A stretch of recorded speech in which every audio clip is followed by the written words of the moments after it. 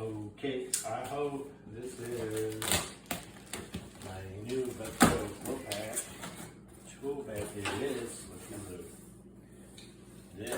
This is the TP-XXL. My gosh, that is so much bigger than I thought. Between the TP-XL and the XXL is a huge difference. They should go somewhere in the middle. But look at this. Holy cow.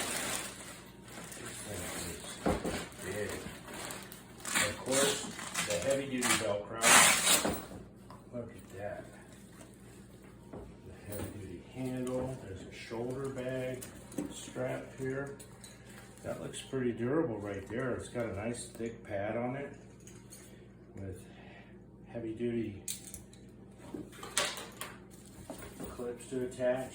Their signature interior hook so you can hang the bag when you're working in different environments.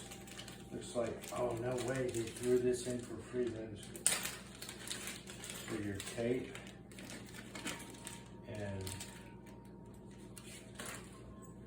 electrical tape and other stuff. How cool is that? So you can hang it right there in your bag. Let's see what we got. We've got this little pocket for smaller stuff and doodads with the snap clip. We've got these side pockets for meters. Look at that. That's great. So you can comfortably, safely put a multimeter in there or an amp clamp. Looks like the same thing on the other side. Yeah, nice. And it's got another small pocket on the side, maybe for incidental tools. I work in a cracker cookie factory, so oftentimes I carry extra nuts and bolts in these pockets. And sometimes they're hard to get at, so I'll put them in a little tin, like an Altoid tin or whatever. Here we've got your tape measure holder or clip that you can clip onto. Plenty of pockets on the inside. Look at that. You can put all your hand tools in there. And it's got some other deeper pockets for your bulkier tools, which is pretty cool.